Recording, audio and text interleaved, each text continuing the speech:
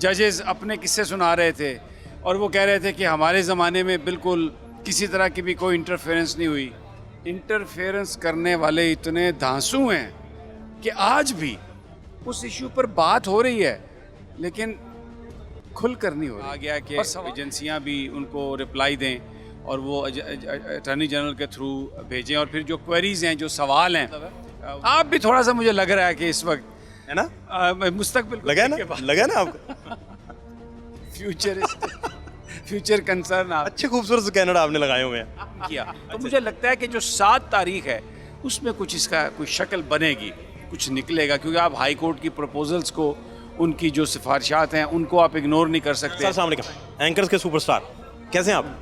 मैं बिल्कुल ठीक आ रहे हैं, आज खुश लग रहे हैं। मौसम का इम्पैक्ट है या क्या चक्कर चला है? मौसम का इम्पैक्ट है और बड़ी अच्छी गुफ्तगू आप कर रहे थे, मैं सुन रहा था। सर सुनाए, क्या आप हमारी गुफ्तगू पे हंस रहे हैं?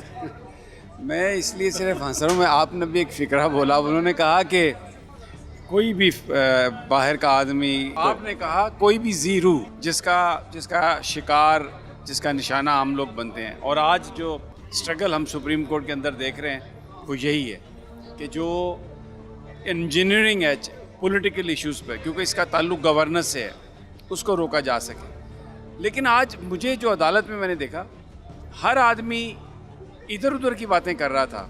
यानी जजेस अपने किस्से सुना रहे थे और वो कह रहे थे कि हमारे ज़माने में बिल्कुल किसी तरह की भी कोई इंटरफेरेंस नहीं हुई। तो मैं सोच, काजी साहब ने कहा कि मेरे होते हुए कोई बताएं मुझे, चैलेंज किया उन्होंने, ओपन कोर्ट था भाई। अतर मिनुल्लाह साहब ने कहा कि मैं जब चीफ इस्लामाबाद था तो कोई नहीं। मंसूर शाह साहब ने कहा मेरे फैसले स्पीक करते हैं, बोलते हैं, लाउड बोलते हैं। क्या फिर मेरे ज़माने में इंटरफेरेंस हुई? कहाँ हुई है फिर इंटरफेरेंस? देखिए इसका मतलब क्या है, इंटरफेरेंस करने वाले इतने धांसू हैं कि आज भी उस इशू पर बात हो रही है लेकिन खुल कर नहीं हो रही। और सवाल यही है कि ये गले में घंटी कौन डालेगा? That is the question. क्या आप मतलब अगर बेंच में क्या आपको तकसीम कोई नजर आई या? जी बिल्कुल तकसीम क्या थी वो, कौन अतर मिनुल्लाह साहब बिल्कुल डायरेक्ट एक एक्शन चाहते हैं। मंसूर शाह साहब जो हैं वो एक्शन भी चाहते हैं। अतर मंसूर साहब एक तरफ हो गए, पॉइंट ऑफ व्यू सेम, हर एक का फ़र्क है। मंसूर साहब फिर भी बीच में एक दरमियानी रास्ता भी निकालना चाहते हैं कि ये काम भी रुक जाए लेकिन कोई बड़ा डैमेज भी ना हो, क्योंकि तो फ़र्ज़ भी बड़ा है ना, फ्यूचर चीफ जस्टिस भी फ़र्ज़ भी बड़ा है इस वक्त। ठीक है। अच्छा, जमाल खान जो हैं वो बात उन्होंने 2-3 बड़ी सॉलिड बातें कही हैं। ये अफगान ने बड़ी सॉलिड बातें की आज तो। जी, अफगान साहब ने जो एक सवाल किया है कि ये जो कब क्रिएट हुआ, कब बना, कौन से इनकी जिम्मेदारियाँ क्या हैं, ये बड़ी विजुअल करता है, कैसे करता है सारा। नुसरत हिलाली साहबा जो हैं वो मुझे लगता है कि वो देखती हैं चीफ जस्टिस साहब की तरफ बात करने से पहले।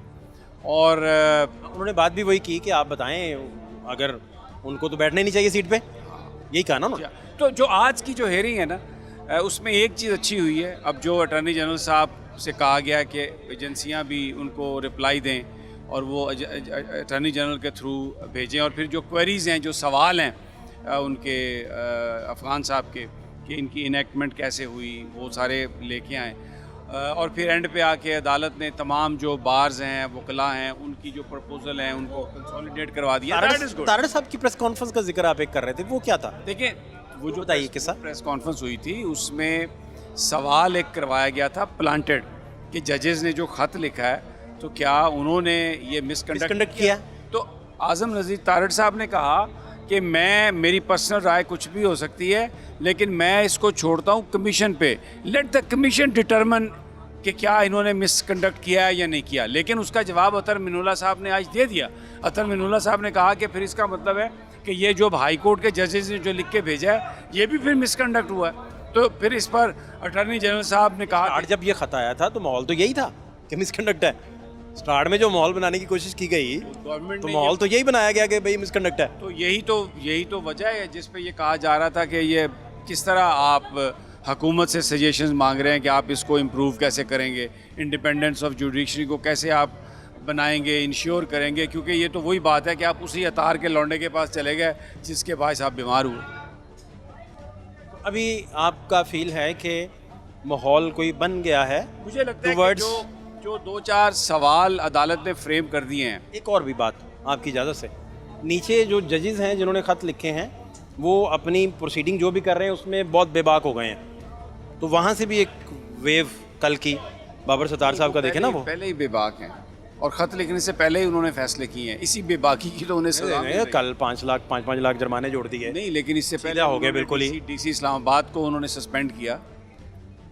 हाँ, लेकिन फिर भी उसमें वो पॉलिटिकल यही था ना, पॉलिटिकल इंजीनियरिंग का ही था ना कि आपने अदालत बाबर सत्तार साहब का ही था। बाबर सत्तार साहब का था ना। गुलशन औरंगजेब को देख लें, फिर उसके बाद आप एजाज इसहाक साहब को देख लें। उनका नोट ही नहीं पढ़ने दिया आज। वो इसलिए कि उसमें जो कुछ लिखा हुआ है वो देखे ना। लगातार मनीला बार कह रहे थे नोट पढ़े, नोट 6 दफ़ा उन्होंने मेरा ख्याल कहा। आपको बहुत दफ़ा चुप कराने की कोशिश की गई, लेकिन साथ में क्यों चुप करवाना किसी ने वैसे ही। जब आप एक सवाल काटते हैं तो आप मुझे बताइए, वो अगर सवाल आप उन्होंने बात कर ही करने दिया। लगे हैं, मैं आपका सवाल काट देता हूँ, इसका क्या मतलब है? आप भी थोड़ा सा मुझे लग रहा है कि इस वक्त है ना, मुस्तकबिल को लगा देख ना, के बात- लगा ना आपको। फ्यूचर कंसर्न आप। अच्छे खूबसूरत स्कैनर आपने लगाए हुए हैं। अच्छा जी, फिर तो इसलिए ये एंड पे जो ऑर्डर आया उस पे जो 2-4 वो सवाल उससे पहले जो अफगान साहब ने फ्रेम किए और फिर अतर मिनुल्लाह साहब ने ये कहा कि आप तो पहले ही इस प्रोपेगेंडे का आपने तो जो किया सब कुछ स्टेट ने उनको थ्रेटन किया। तो मुझे लगता है कि जो 7 तारीख है उसमें कुछ इसका कोई शक्ल बनेगी, कुछ निकलेगा, क्योंकि आप हाई कोर्ट की प्रपोजल्स को, उनकी जो सिफारिशात हैं उनको आप इग्नोर नहीं कर सकते। टाइम का बहुत शुक्रिया। आई होप कि मैंने आपके मसाइल में कोई इजाफा नहीं किया होगा। बहुत शुक्रिया आपका। Thank you. आपने हमेशा हमारे मसाइल में इजाफा ही किया। आपका बहुत शुक्रिया। I am glad. Thank you so much.